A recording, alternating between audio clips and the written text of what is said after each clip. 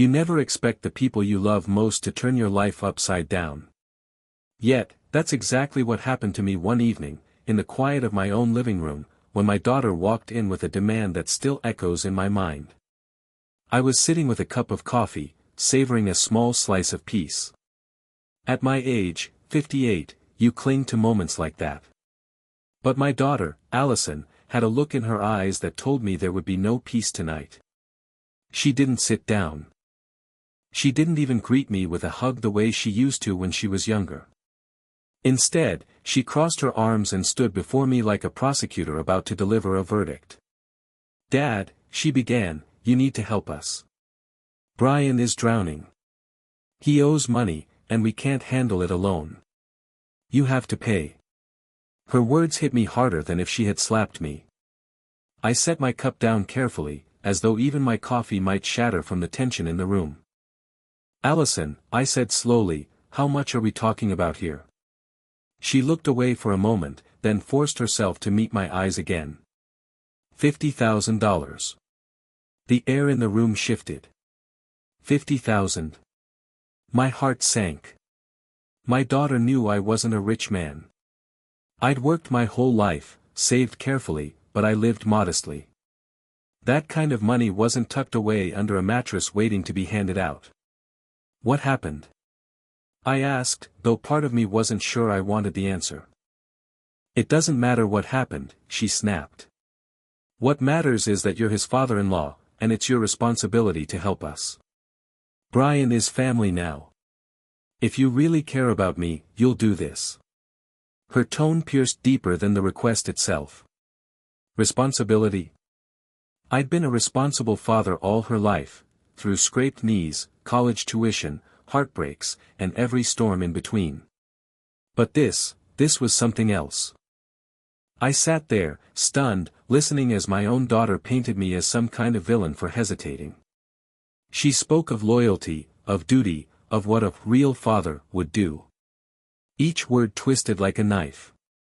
In that moment, I realized something I never wanted to face: the little girl I raised was gone, replaced by someone who looked at me not with love, but with expectation that I would sacrifice everything without question. I didn't answer her that night. Instead, I listened in silence, my mind unraveling as she grew angrier at my lack of agreement. She finally stormed out, slamming the door so hard the walls seemed to shake. When the house was quiet again, I leaned back in my chair, staring at the ceiling.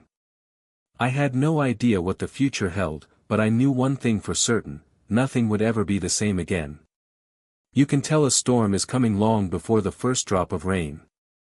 That night, after Allison left, I felt it in my bones. The air seemed heavy, the silence oppressive, as though the house itself knew things would never return to normal. I barely slept. Every time I closed my eyes, I saw my daughter's face, cold, demanding, almost unrecognizable. Morning came, and I carried my exhaustion into the kitchen, where the old clock ticked far too loud. I poured myself coffee, though my hands shook enough to spill a few drops on the table. By noon, the storm arrived. Allison called. Her voice was sharp, like she'd been rehearsing. "So, have you thought about it?" I took a long breath, trying to steady myself. "Allison, $50,000 isn't pocket change. I don't have that kind of money to throw at a debt, especially when I don't know what it's for." Her sigh cut through the phone, followed by silence. Then she said words I never imagined hearing from her: "You're being selfish, Dad. Brian is family. Do you want us to lose everything? Do you want me to suffer?" The accusation stung. I wanted to tell her I'd spent decades making sure she didn't suffer, working overtime shifts when she was little, saving every spare dollar for her education, doing without so she could have more. But she didn't give me a chance. She hung up before I could say anything else. That evening, I decided I needed answers. I drove across town to the small duplex she shared with Brian. The front yard was a mess: overgrown grass, a broken chair tipped on its side, beer bottles scattered like forgotten soldiers after a battle. Brian opened the door. He looked rough, eyes bloodshot, shirt stained.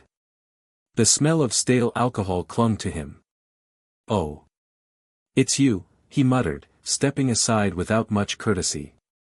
I entered, scanning the place. Empty pizza boxes, unopened mail, and a stack of bills on the counter told me everything I needed to know. Allison sat on the couch, her arms crossed, glaring at me like I was the intruder. "We don't have time for lectures," she snapped. "Brian's in trouble. You either help us, or you don't. It's that simple." I ignored her and looked directly at Brian. "What kind of debt are we talking about?" He rubbed the back of his neck, avoiding my eyes. "Just, some loans. A little gambling, maybe. Nothing I can't handle if I had a bit of help." Gambling. The word dropped like a stone in my gut. It wasn't just debt, it was recklessness, a hole he'd dug himself into with no regard for the damage it caused. I stood there, staring at him, then at Allison. My daughter's eyes burned with anger, but beneath it, I thought I saw fear. Still, she clung to him, defending him, willing to drag me down with them if that's what it took. I left without another word. The night air hit me like ice as I stepped outside. I drove home in silence, my knuckles white on the steering wheel. And by the time I pulled into my driveway, I knew what I had to do. I couldn't give them the money. But I also couldn't sit and wait for the wreckage to consume me. If my own daughter was willing to betray me for her husband's mistakes, then maybe the only way forward was to disappear. Sometimes the quietest decisions are the loudest ones in your life. The night after I visited Allison and Brian, I sat at my kitchen table long after midnight, staring at a blank sheet of paper. My old pen trembled in my hand as I wrote out a list: my savings, my debts, my retirement account, the few things I owned outright. I wasn't planning a donation, I was planning an escape. I'd never imagined disappearing from my own life. I'd spent 58 years trying to build something solid: family, work, a home. But now those very things had been turned into weapons. My daughter's demands weren't just about money, they were about control. And I could feel it tightening around me like a noose. Before dawn, I began moving like a man possessed. First, the practical steps: I called my bank, shifted what little cash I had into an account only I could access. Then I gathered my documents: passport, birth certificate, the few legal papers I'd kept locked in my desk. All of it went into a worn leather bag. The second step was harder: erasing my trail. I unplugged the landline, cancelled my credit cards, and left my phone on the kitchen counter. My old flip phone, the one nobody but me remembered, went into my pocket. It felt like shedding my own skin. By mid-morning, I'd written a note. Not a letter of explanation, just a few vague sentences. "I need time to think. Don't call me. I'll be in touch when I'm ready." I left it on the kitchen table under her childhood photo, the one where she's grinning with missing teeth, holding a balloon. For a moment, my resolve cracked. This was my little girl, after all. But then I remembered the way she'd stood over me in my own living room, treating me like a bank, not a father. Scene 2 began at the bus station on the far side of town. I didn't take my car, it was too easy to trace. Instead, I boarded a Greyhound with nothing but my bag and a jacket. I didn't even check the destination until I'd handed over cash at the counter. The ticket read, Knoxville. I'd never been there. That was the point. The bus smelled of diesel and tired people. I slid into a window seat and watched the city shrink in the distance, my old life retreating like a shoreline from a boat. A part of me expected Allison to call, to text, to at least ask where I was. But the phone stayed silent. As the miles rolled by, I felt something I hadn't felt in years: freedom. Bitter, lonely freedom, but freedom nonetheless. No demands, no accusations, no guilt. Just the road and my own heartbeat in my ears. But even as I stared out at the fields and gas stations blurring past, a darker thought crept in: disappearing wasn't the end of the story. It was only the beginning. And if Allison and Brian thought they could corner me, they were about to learn something I'd kept buried for decades, something about the man I used to be, before I became the quiet father they thought they could push around. I didn't know it then, but Knoxville would be the place where my past and present collided, and where my quiet escape would turn into something far bigger than running away. There's a certain calm that comes with being invisible. In Knoxville, I was nobody, just another middle-aged man renting a cheap room above a diner, paying cash, asking no questions. For the first time in years, nobody expected anything from me. No one knew my name, my story, or the fact that I'd walked away from the people who should have been my closest allies. The diner downstairs became my refuge. The smell of fried eggs and strong coffee seeped into the floorboards, waking me up every morning before my alarm could. I'd sit at the corner booth with a paper and watch the locals come and go. Nobody gave me a second glance, and I liked it that way. But in the quiet hours, guilt had a way of slipping under the door. I thought of Allison, of birthdays I'd worked overtime to afford, of nights I'd sat up with her when she was sick, of every sacrifice I'd made so she'd never feel the emptiness I had growing up. How had it all twisted into this? How had Dad become synonymous with wallet? On the third evening in Knoxville, I walked along a dim street just off the main drag. The neon signs buzzed, and the shadows were thick. I wasn't looking for trouble, but trouble has a way of finding a man who's already lost. That's when I saw him, Brian. He leaned against a lamppost like he'd been waiting for me all along. My stomach dropped. How had he found me so fast? Well, he drawled, stepping into the glow. You thought you could just vanish? Did you really think Allison wouldn't tell me about your little disappearing act? The anger in his eyes wasn't just about money. It was about control, about a man who thought he could corner me and bend me to his will. He stepped closer, his voice low and threatening. You've got the cash, old man. I know it. Sooner or later, you'll hand it over. Might as well be now. I didn't move. I just stared at him, the noise of the street fading into silence. Something inside me shifted. Maybe it was the years of swallowing my pride, of working myself raw for a daughter who no longer saw me as flesh and blood.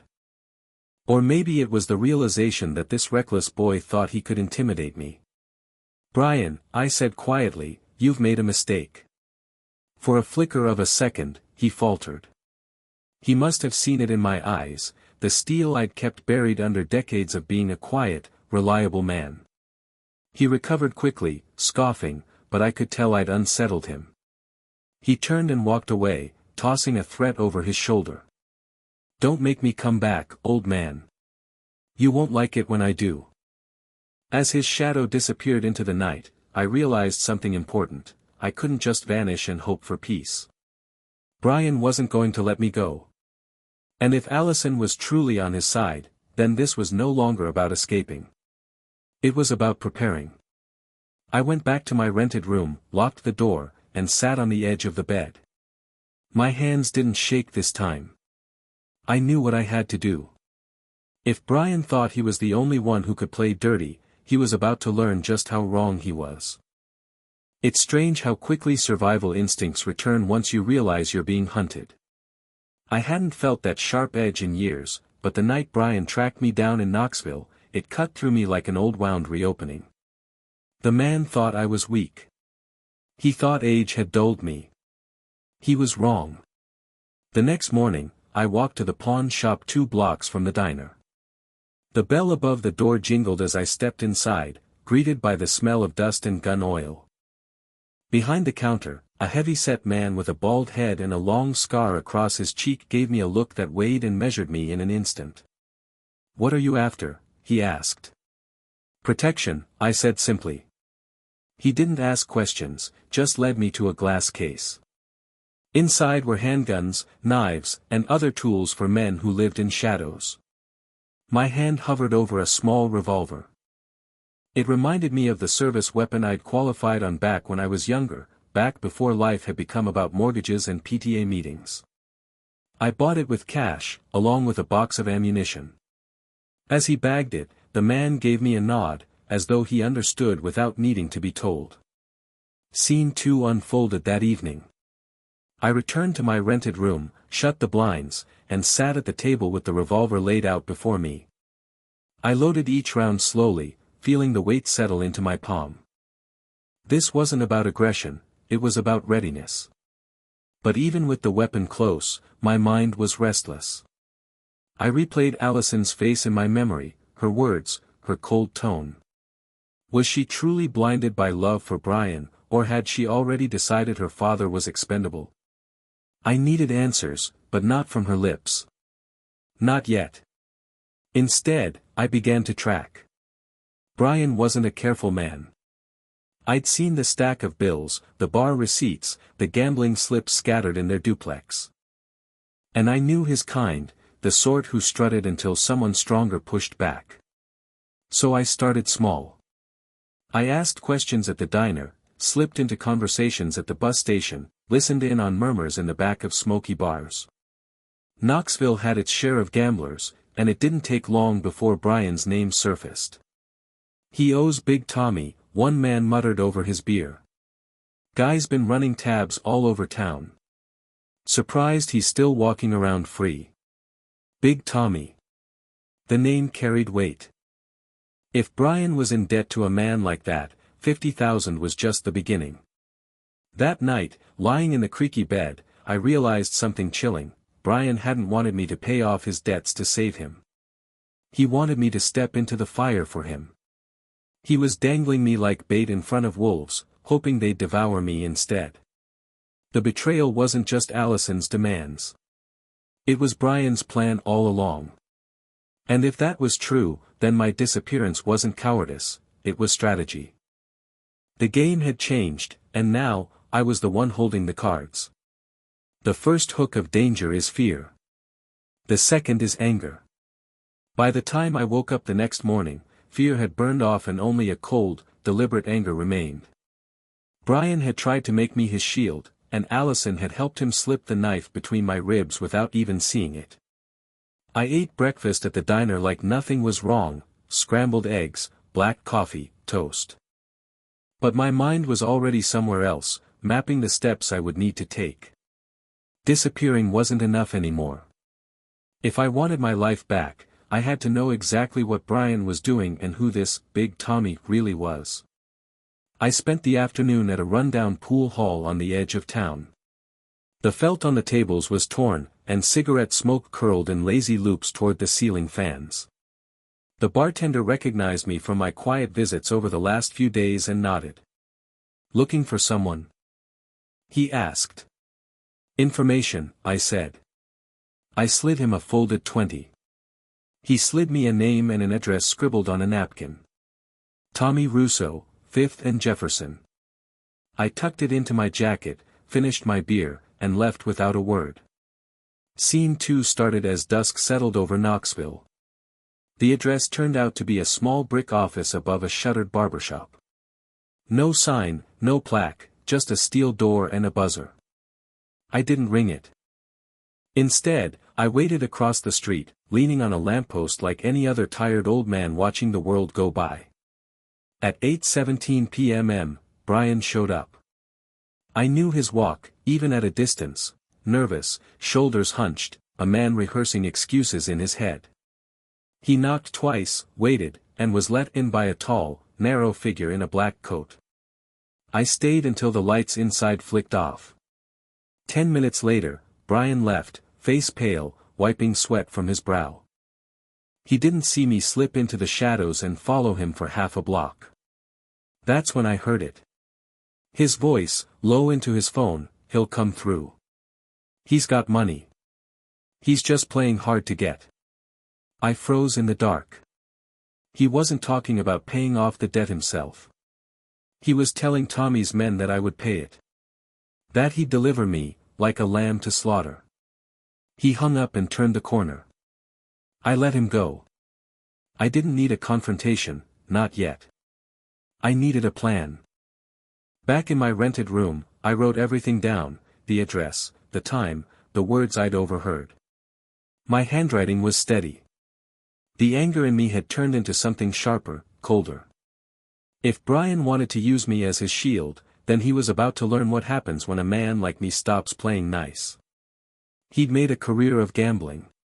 He was about to find out I could gamble, too, but my bets were deadlier. For the first time since Allison's demand, I felt in control. This wasn't just a disappearance anymore. This was the opening move of something far bigger. It's one thing to be betrayed. It's another to watch the betrayal take shape in front of you, knowing it's been planned with precision. That night, lying awake in my small room, I realized Brian wasn't just reckless, he was cunning in his own pathetic way. He thought he'd cornered me, that age and blood ties would make me fold. He had no idea who he was dealing with.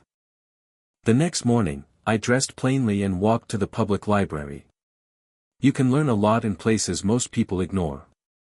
A few hours of digging through local records, old newspaper clippings, and whispers online painted a picture of Tommy Russo. He wasn't some street-level thug, he was a businessman who wore crime like a second suit. Real estate, trucking, and a gambling network that kept desperate men like Brian chained to him for life. But even more interesting than Tommy's empire was his weakness. He had a son, Vincent. 25, cocky, and known for running his mouth at the wrong time. He was arrested twice for bar fights, and both times Tommy had pulled strings to keep him clean. The family name was spotless, but the cracks were there. Scene 2 began later that day when I slipped back into the pool hall. Same smoke, same faces, same bartender. I played a few rounds of 8-ball with a couple of locals, kept my ears open, and asked the right questions. It didn't take long before Vincent's name came up again. Kid thinks he's untouchable, one man muttered after sinking a shot. Flashed his daddy's money at O'Malley's last week. Nearly got himself killed. I didn't smile, but I filed the information away. Everyone has a weak link. Brian thought I was his. But I'd found Tommy's. That evening, I walked the streets with a different kind of purpose. Every sound was sharper, every shadow felt alive. The revolver weighed heavy in my pocket, not as a crutch, but as reassurance. I wasn't going to let Brian or his puppet master drag me under. When I returned to my room, I called it what it was in my notes, Phase 1, pressure. If Brian wanted me to pay, I'd make sure Tommy felt the cost first. And if my daughter chose to stand beside her husband when the storm hit, she'd understand the difference between love and betrayal in a way she never had before. I closed the notebook, leaned back in my chair, and let the hum of the city settle around me. The game had shifted. For the first time since Allison's demand, I wasn't reacting, I was planning. And God help them, because when a man my age makes a plan, he doesn't waste time. There's a kind of clarity that comes when you stop running. I wasn't hiding anymore. I was hunting. And once you start hunting, you see the world differently, the alleys become trails, the whispers become signals, and every face that looks past you becomes a mask you can use. I began following Vincent. It wasn't hard. Men like him leave trails wherever they go. O'Malley's bar turned out to be his second home. Flashy shirts, gold chains, women on his arm, he moved like he owned the place. And why wouldn't he? Everyone knew who his father was. Nobody dared touch him. Nobody but me. The first night, I just watched. He laughed too loud, drank too much, and bragged about things he didn't understand. The second night, I followed him when he stumbled out the back door around midnight, weaving his way to a sleek black car parked in the shadows. He never looked over his shoulder. Rookie mistake. By the third night, I knew his routine. And that's when I decided to intervene. Scene 2 unfolded in the alley beside O'Malley's. Vincent had just stepped outside, lighting a cigarette with shaky hands. I stepped out of the shadows, revolver hidden in my jacket but my voice steady as stone. "Nice car," I said. He froze, eyes darting to me. "Who the hell are you?" "Someone who knows your father. Someone who knows about Brian." The color drained from his face. I don't know what you're talking about. Save it, I cut him off. Your dad's business is about to get messy, and you're standing right in the middle of it. So here's how this is going to go, you're going to take a message to him. Tell Tommy Russo he's got 1 week to back off Brian's little scheme. If he doesn't, the next time I come looking, it won't just be a conversation. Vincent tried to puff his chest, but his voice cracked. You threatening me? I leaned in close enough that he could smell the smoke on my jacket. No. I'm warning you. There's a difference. He swallowed hard, nodded once, and stubbed out his cigarette with a shaking hand. I let him go. No need to press harder, for now. The fear in his eyes was worth more than any bullet. When I returned to my room that night, I felt the first real shift of power. Brian thought he'd sold me to wolves. What he didn't realize was that I'd just walked into their den and set it on fire. The countdown had begun. 1 week.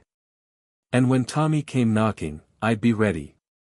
The moment a man tastes control, he never wants to spit it out. Morning came gray and thin, the kind of light that makes everything look a little more honest than it ought to. I'd hardly slept, the little victories and the long razor edge of what might come next kept me awake, but there was a satisfaction in the quiet. Vincent had carried my warning straight to his old man, and that meant Tommy Russo knew I existed. Now I had to see how a man like Tommy would respond. Scene 1, I waited at the coffee shop that sat across from the brick building where Tommy kept his office. It was an unremarkable place with chipped paint and a barista who liked to hum old soul records, perfect for watching without being watched. Vincent showed up first, same nervous swagger but less sure now. He slid into the booth across from me like a kid caught with his hand in the cookie jar. You shouldn't have done that, he said, voice too loud for the small shop.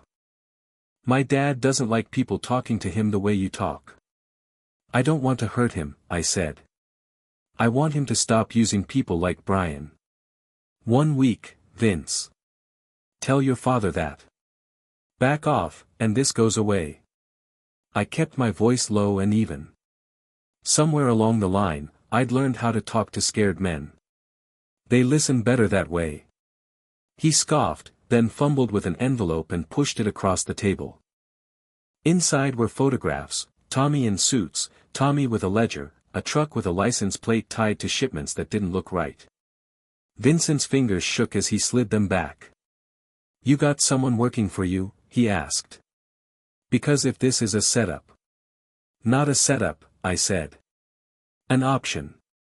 You tell him I've got eyes and I know where his shipments go. You tell him the paper that runs the watchdog column will be interested, and that the feds will be interested if they want a quiet investigation. He doesn't like investigations. I didn't say I'd actually handed anything to anyone. Bluff is a tool, it's as sharp as any blade if you use it carefully. Scene 2, the afternoon called and the game shifted. My flip phone, silent for weeks, buzzed with Allison's number. I almost didn't pick up, but curiosity and something older than anger answered for me.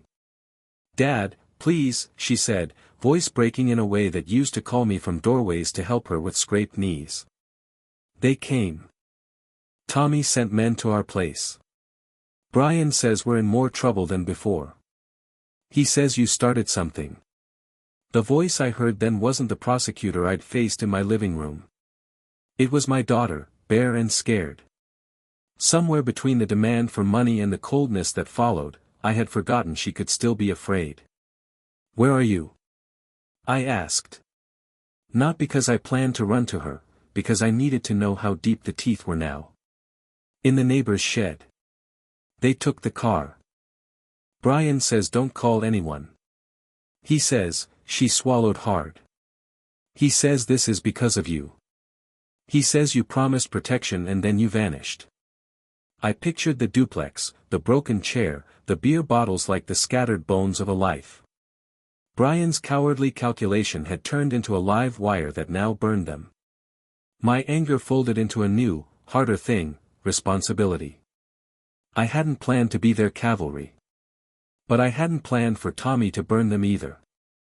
We'll talk tonight, I said, my voice calm in a way that surprised even me. Stay where you are. Don't meet anyone. If they try anything, make noise, scream, throw things. Get attention. I didn't tell her that attention would also draw Tommy's men. Sometimes the only leverage you have is the mess you force into the open. She thanked me in a whisper, and the line went dead. The clock on the wall ticked louder than it had in days. I folded my hands and thought about the ledger photos on the table at the coffee shop, about Vincent's fear, about how thin the line between bluff and truth could be. One misstep and people would get hurt. One step the right way and everything might finally come clean.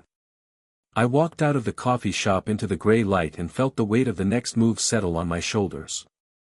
The pieces were moving now, all of them. The question was whether I could keep them from crushing the one person I'd sworn to protect first, my daughter. They taught us in the service that every operation ends with a debrief, no loose ends, no assumptions. I never thought I'd need that lesson for my own life until the last week in Knoxville when everything I'd set in motion came home to roost. Scene 1, the calm before the storm felt like a lie. I spent the morning triple-checking the little web I'd woven, copies of invoices, license plates, dates and times scribbled in a neat row, photographs tucked into envelopes with sticky notes. I'd left nothing to pure luck. I walked to the mailbox and slipped 2 envelopes into different drop slots, one to the small city paper whose reporter had a history of exposing local corruption, the other to a federal tip hotline with an anonymous cover I'd paid a paralegal to set up. It wasn't elegant, but it was effective. If Tommy Russo was going to be taken down, I wanted it to be by the law, not by blood. By noon there were rumblings. Vincent began to call me, voice brittle as he told me his father was frantic, pacing through offices like a man watching a train he couldn't stop. Big Tommy's usual confidence was gone, he didn't like public eyes. That was the crack I'd been waiting for. I didn't need to punch holes in his empire with my hands, just point the light and let the vultures do the rest. I met Allison that evening in a park 2 blocks from her old duplex. She crept out of the neighbor's shed with a pair of eyes that had aged 10 years in 10 days. She was thinner, the bravado that had barked at me in my living room was gone, replaced with raw apologies that tasted like regret. You could have warned me, she said, voice breaking. You could have told me who he was. I would have listened. Her hands trembled in the lamplight. I'm sorry. I put a finger to my lips, not because I wanted silence but because words hammered when they were raw. You made choices, ally, I said gently. So did he. People hide what they want to hide. I only wanted to make sure no one finished what he started. Scene 2, the night the law moved felt unreal, like watching a bad dream get the ending you wanted. Trucks rolled up outside the duplex, uniforms moved like chess pieces with practiced patience. Men in plain clothes wrapped Tommy in a bantering shrug and put cuffs on him while he sputtered about mistakes and wrong names. Vincent stood in the doorway, face pale, the son who thought his life was bulletproof finally seeing the cost of his father's world. Brian tried to run, but there was no place for him to hide. I watched through an upstairs window as officers read him his rights. Allison screamed something, maybe relief, maybe grief, it didn't matter which. The sound anchored me in a way the last month never could. Afterward, when the lights died down and the neighbors' murmurs drifted away, Allison came to my room. She didn't rant or demand money or plead for forgiveness. Instead she sat, head in hands, and told me everything I hadn't known, her fear, the ways Brian had lied, the nights she'd woken to the sound of men in his phone, the guilt that had eaten her alive. She had been both betrayer and betrayed, caught between the man she loved and the father she'd thought would always save her. I listened. I let the hurt breathe out of me with each sentence. When she finally looked up, eyes rimmed red, she whispered, "How could I be so blind?" "You weren't blind," I said. "You were trying to believe in someone, and that wanting can be louder than truth." I reached for her hand. It didn't fix everything, but it was a start. In the weeks that followed, the paper ran the story, Tommy Russo, from trucking to trouble, complete with a sidebar about the anonymous tip that cracked the case. Brian got a sentence that matched the things he'd done, short, but long enough to teach him what he hadn't learned at the barroom tables. Vincent vanished for a while. I heard he checked himself into a program to get his life straight. Allison began the slow, clumsy work of putting herself back together, therapy, a job across town, late-night calls to a father who would answer when she really needed him. As for me, I didn't go home right away. Disappearing had been more than physical distance, it had been a boundary. When I finally returned to the house where my name still hung on the mailbox, there were new locks on the door and a small, crooked welcome mat that made me laugh for the first time in months. Allison met me at the threshold, and we talked for hours, about things we'd never said, about the ways love can twist into expectation, about the thin line between helping and being used. I didn't forgive easily, and neither did she. Trust, once fractured like glass, doesn't glue back into a mirror. But we began to build something else, slower, quieter, less entitled. She came to see me on Sundays. We ate greasy diner breakfasts and mended pieces of a life that had been frayed by greed and fear. In the end, revenge wasn't a roaring victory. It was paperwork and patience, timing and the willingness to push a few buttons and let the law do its work. The real triumph was waking up on a morning that didn't feel like a trap, breathing without the constant itch of being taken. That, more than any arrest or confession, told me I'd made the right choice. I still carry the weight of what happened. I still wake at odd hours, fingers tracing the edge of the revolver in its case like an old friend.